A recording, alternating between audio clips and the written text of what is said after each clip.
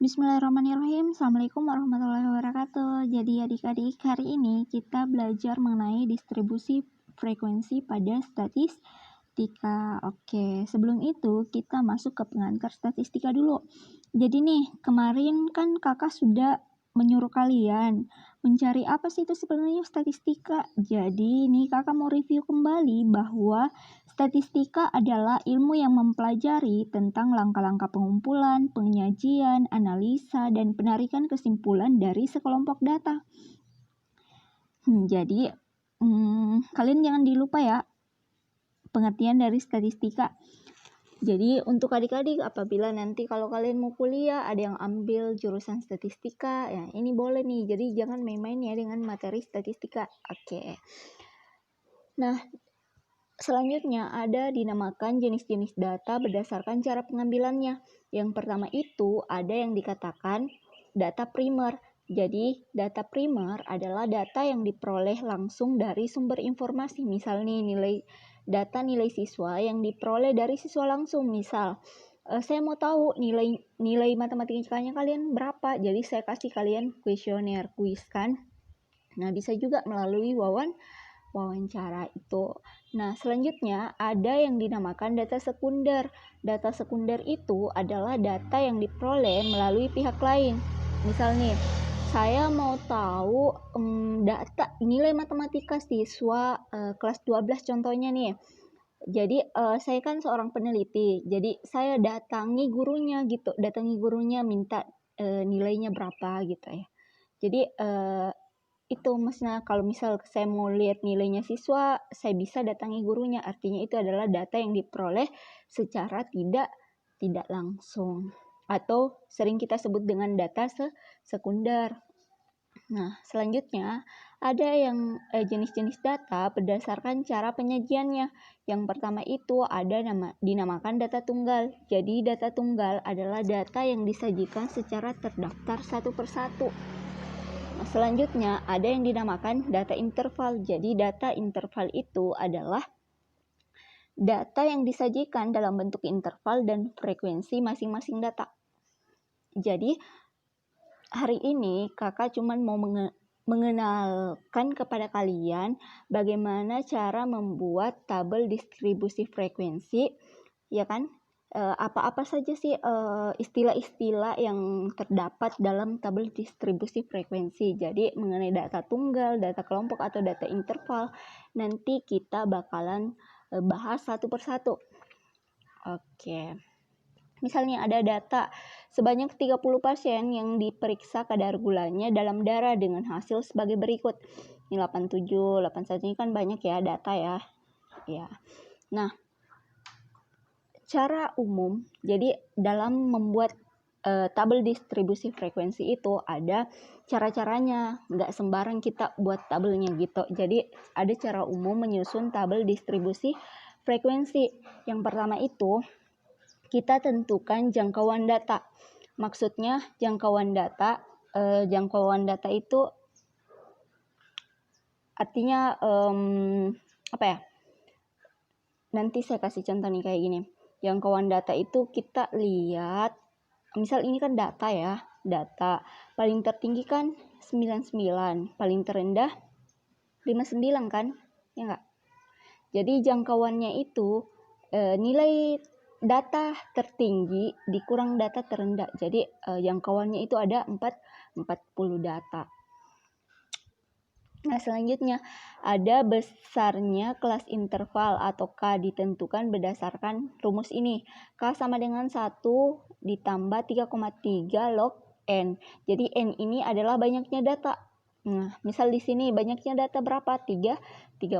Nah, ini contohnya. Jadi K itu sama dengan 1 ditambah 3,3 log 30. 3,3 dikali log 30 itu 1,48. Jadi masalah log ini kalian bisa memakai alat bantu seperti kalkulator. Jadi 1 ditambah 3,3 kali 1,48 itu 4,884. Jadi 1 ditambah ini hasilnya 5,884 atau bisa saya bulatkan menjadi 6.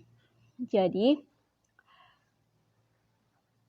banyaknya kelas yang bisa saya buat dalam tabel distribusi frekuensi adalah 6 kelas.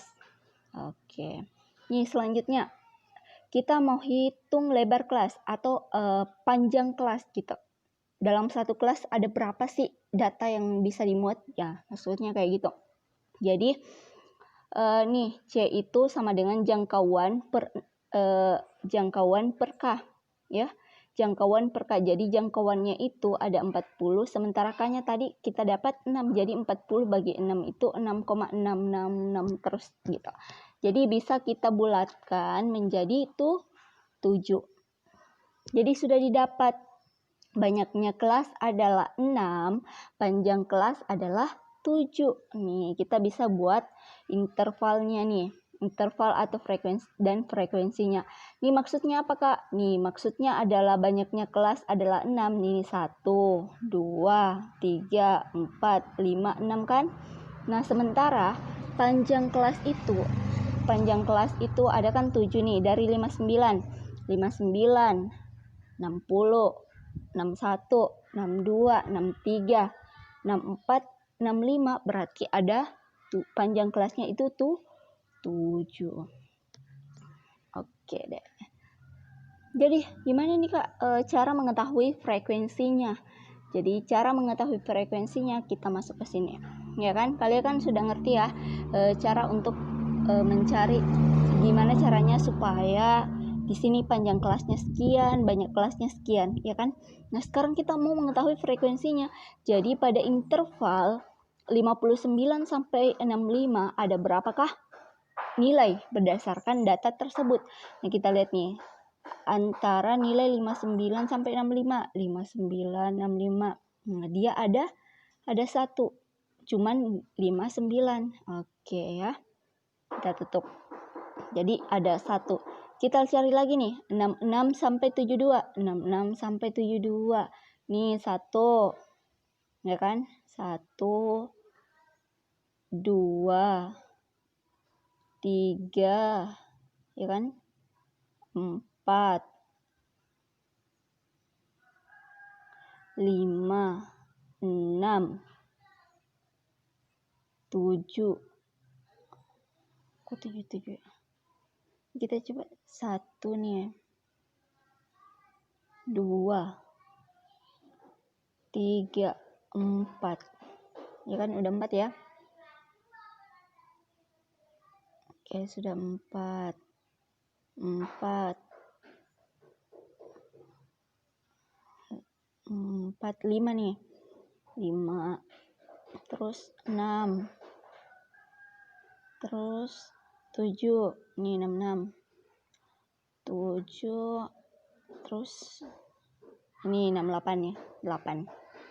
Jadi ada 8 nilai yang terdapat pada interval 66 sampai 97. Begitu seterusnya sampai dengan yang di sini. Jadi misal yang berapa nih? 73 sampai 79. Ada 1, 2, 3, 4, 5, 6, 7, 8, 9, 10. Itu ya. 9. Jadi 1 ini antara ini 80 sampai 86 sudah 3, 4, 5, 6, 7, 8. Jadi kalian sudah ngerti kan caranya. Jadi kakak percepat nih. Ini 87 sampai 93 ada berapa? 93 ya, berarti 89 dan 87 masuk. Oke, jadi interval pada 94 sampai 100 itu cuma 1, yaitu 99. Oke, ngerti ya? Jadi untuk menentukan interval dan frekuensi itu kalian harus teliti. Jadi kita kadang pakai sistem coret-coret gitu supaya yang sudah kita coret berarti sudah kita hitung gitu, supaya nggak ambigu nanti. Kadang kita hitung 2 kali kalau nggak dicoret. Jadi ini yang maksudnya kakak itu ada beberapa hal-hal, istilah-istilah yang perlu kalian ketahui, ya kan, pada tabel distribusi frekuensi ya. Jadi ini ada yang dinamakan interval. Jadi interval ini adalah jarak antara yang ini interval itu jangkauan datanya dari 59 sampai 65, 66 sampai 72, nah gitu sampai seterusnya sampai 94 sampai 100. Nah, ada yang dinamakan frekuensi. Jadi frekuensi itu banyaknya data pada suatu interval. Misal interval 59 sampai 65 banyaknya data itu 1. Nah, selanjutnya ada yang dinamakan batas atas. Batas atas itu adalah nilai pada interval kelas yang lebih besar. Misal 94 sampai 100 nih. Batas atasnya berapa? 100 ya. Batas atasnya 100.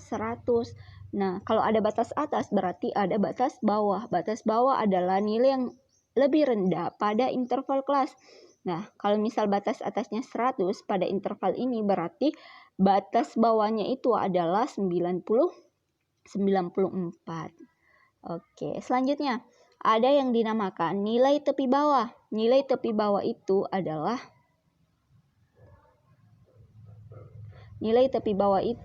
batas bawah dikurang 0,5. Jadi batas bawahnya itu, batas bawah yang mana? 94 ya. Misalnya saya ambil yang di atas lagi, 87 kurang 0,5 berarti 86,5. Terus ada tepi bawah berarti ada tepi atas. Jadi tepi atas itu batas atas ditambah 0,5. Nih, kalau misal batas atasnya kan 93. Ditambah 0,5 berarti 93,5. Terus ada lagi yang dinamakan panjang kelas. Panjang kelas itu panjang kelasnya itu biasanya kita gunakan ya kalau misal yang diketahui adalah tabel distribusi frekuensi. Kita mau cari panjang kelasnya berarti nilai tepi atas dikurang nilai tepi bawah. Jadi 93,5 dikurang 86,5 sama dengan 7. Oke, gimana? Ngerti kan? Jadi adik-adik cukup sampai di sini dulu untuk materi hari ini. Kita lanjut lagi minggu depan. Syukron. Kulil haqqu ala kana murad. Assalamualaikum warahmatullahi wabarakatuh.